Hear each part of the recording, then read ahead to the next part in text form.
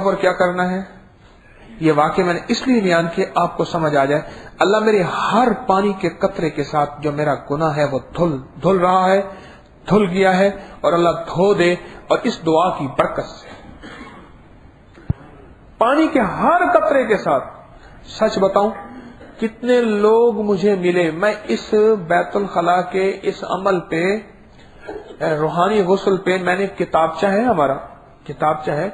اب اس میں مزید ہم ایک کتاب پوری کی پوری اکٹھی کر رہے ہیں لوگوں کے مشاہدات پہ کہ کتنی لا علاج بیماریاں، کتنے لا علاج کیس اور کتنی ناممکن مسائل اور مشکلات لوگوں کے حل ہوئے صرف اس روحانی غسل کی وجہ سے.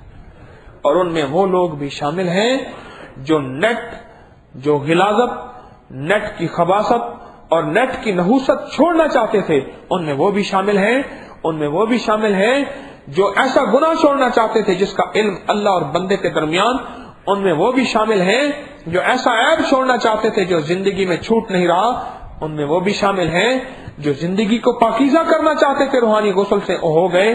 ان میں وہ بھی شامل ہیں جو نظروں کو پاکیزہ کرنا چاہتے تھے روحانی غسل سے ہو گئے. ان میں وہ بھی شامل ہیں جو کانوں کو پاکیزہ کرنا چاہتے تھے روحانی غسل کی برکت سے ہو گئے. ان میں وہ بھی شامل ہیں جو زبان کو پاکیزہ اور پاؤں کو پاکیزہ اور دل کو پاکیزہ اور جذبوں کو پاکیزہ، خیالات کو پاکیزہ کرنا چاہتے تھے.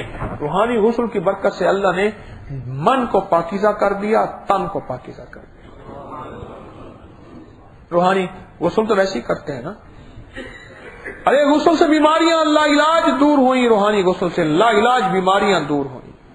ایک بندہ مجھے کہنے لگا کہ میرے جسم کے اوپر مجھے یاد نہیں ہے آج تک میں نے کبھی گرمیوں میں کوئی ایسی دوائی نہ لگائی ہو جس سے خارش، الرجی ختم نہ ہوتی ہو.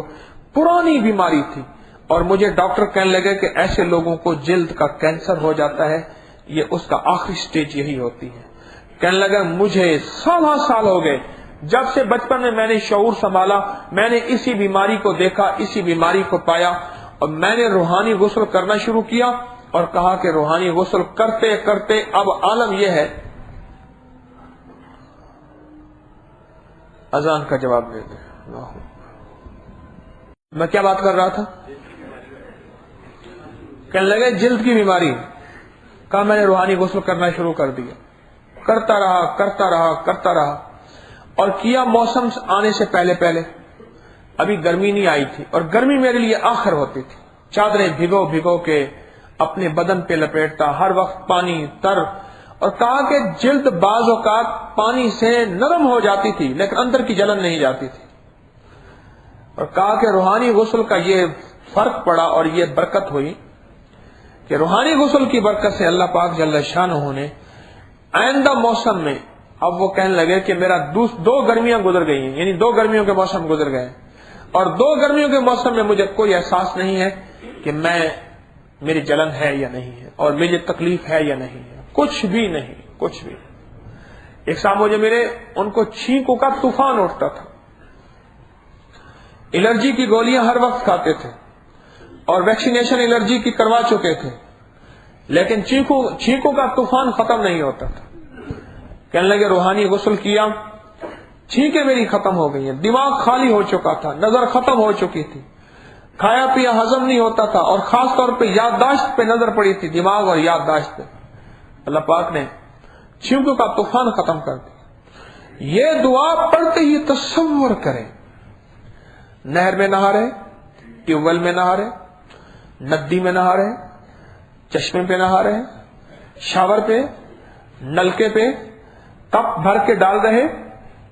یہ تصور کریں کہ قطرے قطرے کے ساتھ میرا فلاں عیب، فلاں بیماری، فلاں دکھ، فلاں تکلیف اللہ تیرے اور میرے درمیان ہے یا مخلوق کو علم ہے، مولا دھو دے.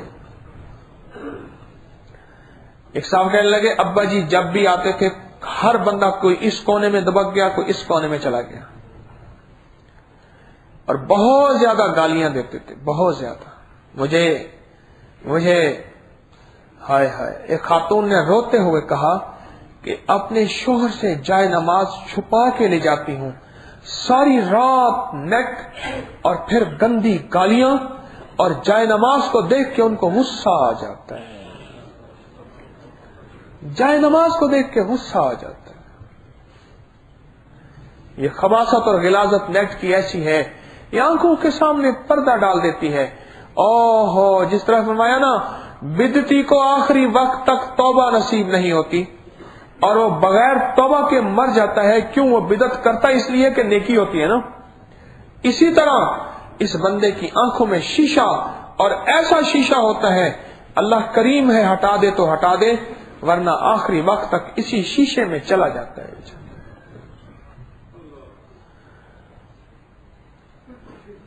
کیا بات کر رہا تھا؟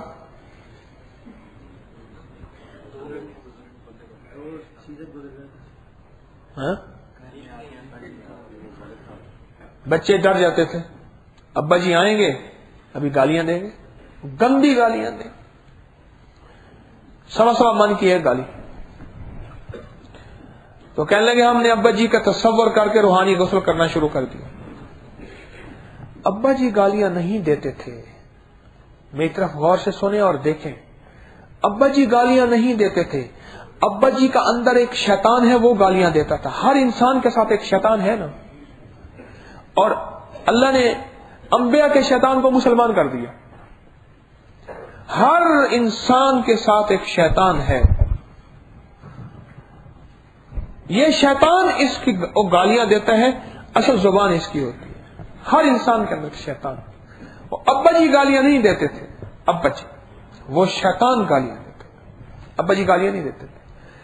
ہوا یہ، اس دعا کی برکت سے وہ شیطانی قوتیں جو ہیں وہ طاقت اپنی کھو گئیں اور وہ کمزور ہو گئیں۔ وہ کیسے کمزور ہوں گی؟ میری بات سن رہے ہیں؟ وہ پتہ کیسے کمزور ہوں گے؟ وہ اس وقت کمزور ہوتی ہیں جب شیطان کے مقابلے میں فرشتے آ جاتے ہیں۔ اب فرشتے طاقتور ہیں یا شیطان طاقتور؟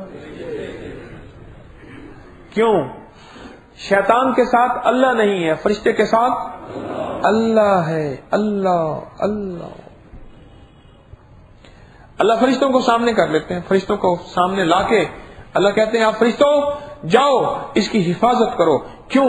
اس بندے نے بسم اللہ اللہم انی اعوذ بک، مولا میرے ہاتھ کھڑے ہیں، کمزور ہوں، لاچار ہوں، بے بس ہوں، ناتوانا ہوں، اے اللہ نہ میری تدبیریں کام آتی ہیں نہ میری سوچیں کام آتی ہیں، ہر طرف سے ناکام ہو کے تیری بارگاہ میں آیا ہوں، اے اللہ تو اپنی رحمت اب بھیج دے اور مجھے بچا لے۔ اصل یہ کہنا یہ چاہتا ہے بندہ کس چیز سے بچنا چاہتا ہے؟ یا اللہ میں بچنا چاہتا ہوں ان خاندان سے، خبث اور خبائث، یہ جو فیملی آتی نا ٹوائلٹ میں جو مجھے نظر نہیں آتی، لیکن تیرے پیغمبر علیہ السلام کا پیغام سچا،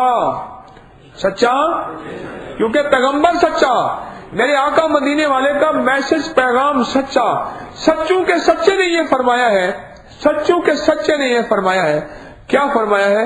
اور وہ یہ فرمایا ہے کہ اندر فیملیاں رہتی ہیں اور تیری شرمگاہ سے کھیلتی ہیں اور تیرے اندر غیر ضروری شہوت گناہوں کا جذبہ پیدا کرتی ہیں اور تجھے لا علاج قسم کی بیماریاں لگاتی ہیں اور تیرے لیے لا علاج قسم کی تدبیریں سوچتی ہیں۔ یا اللہ میں ان سے بچنا چاہتا ہوں، تو بچا دے۔ اصل میں اس نے اپنے آپ کو اللہ کے حوالے کر دیا، اور مولا بڑا کریم ہے، مولا بڑا کریم ہے۔ عرب کا مزاج تھا، ان کے گھر میں آ کے دشمن بھی پناہ لے لیتا تھا نا، کہتے تھے بس اب اس نے میری غیرت کو چیلنج کیا ہے، اب اگر میں نے اس کو دشمن کے یا کسی کے حوالے کیا تو پھر میری مہمانداری، مہمان نوازی اور میری عزت اور غیرت کہاں جائے گی؟ او اللہ والو، وہ میرا رب کتنی عظمتوں، کتنی غیرتوں اور کتنی حیاؤں والا ہے، وہ کیا اس بندے کو ضائع کر دے گا؟ جو بندہ اپنی بے بسی کا، بے کسی کا، لاچارگی کا بھرپور اعتراف بھی کر رہا، اظہار بھی کر رہا اس دعا کے ذریعے، بے بسی کا اعتراف کر رہا، بے کسی کا اعتراف کر رہا، لاچارگی کا اعتراف کر رہا اس دعا کے ذریعے، اور بار بار ایک بات کہہ رہا مولا میں بے بس ہوں، اے اللہ مجھے بچا دے، کیوں؟ مجھے پتا ہے یہاں ایسی چیزیں لگتی ہیں جو نظر نہیں آتی لیکن بندے کی نسلوں کو کھا جاتی ہیں. مجھے ایک صاحب کہنے لگے میاں بیوی کا جھگڑا روز تھا، ہمارا روز تھا. آپ سے میں نے کچھ جنات کا نیٹ ورک درس میں سنا تھا. میں نے کیا کیا، میں نے دن رات یہی تسبیح پڑھنا شروع کر دی اپنی مرضی سے. کون سی بھی دعا، بسم اللہ اللہم انی اعوذ بک من الخبث والخبائث، کہنے لگے یہ پڑھنا شروع کر دی. روز سینکڑوں پڑھتا تھا، روز سینکڑوں پڑھتا. کہنے لگے کچھ ہی دنوں کے بعد میں نے محسوس کیا کہ وہ جھگڑوں کی جگہ مسکراہٹ نے لے لی. کہنے لگا میں نے وہ دعا پڑھنا شروع کر دی، بسم اللہ اللہم انی. میں اس لیے پڑھ رہا ہوں جس کو یاد نہ ہو یاد ہو جائے، اور آپ کی یاد سے مجھے یاد ہو جائے. وہ کہنے لگا میں نے پڑھنا شروع کر دی، وہ مسکراہٹ ملی. وہ جو شیطان کا نیٹ ورک تھا، جال تھا سامنے نفرتوں کا، آگ تھی. اصل میں آگ سے بنا ہے نا، آگ اس لیے آگ لگاتا ہے. بنا کس سے ہے؟ کیا کرے گا؟ آگ لگائے گا. مٹی سے بنا ہوتا تو ٹھنڈک پیدا کرتا، آگ سے بنا آگ لگاتا ہے. اور آگ بھی ایسے انداز سے لگائے گا آپ کو پتہ نہیں چلے گا. اور اس نے کہا مجھ پہ الزام دیتے ہو تو میں دکھاتا ہوں. ابھی مٹھائی والی کی دکان پہ نا مٹھائی کا شیرہ اٹھایا، ایسے دیوار پہ یوں پھینکا. اس نے کہا میرا کام اتنا ہے. وہاں بیٹھی مکھی، چھپکلی آئی، وہ بھاگی مکھی کو پکڑنے کے لیے. سامنے بیٹھی تھی بلی حلوائی کی، بلی جو دوڑی اور چھپکلی کو پکڑنے کے لیے. ایک بندہ آیا ہوا تھا، کتا ساتھ تھا، مٹھائی لے رہا، اس کا کتا دوڑا بلی کو پکڑنے کے لیے. تھال ہو گئے الٹے، ان کی آپس میں کشمکش، بندہ قتل ہو گیا. میں نے صرف چھوٹا سا چینٹا پھینکا تھا. سمجھ گئے؟ یہ نیٹ ورک ہے، یہ نیٹ ورک ہے.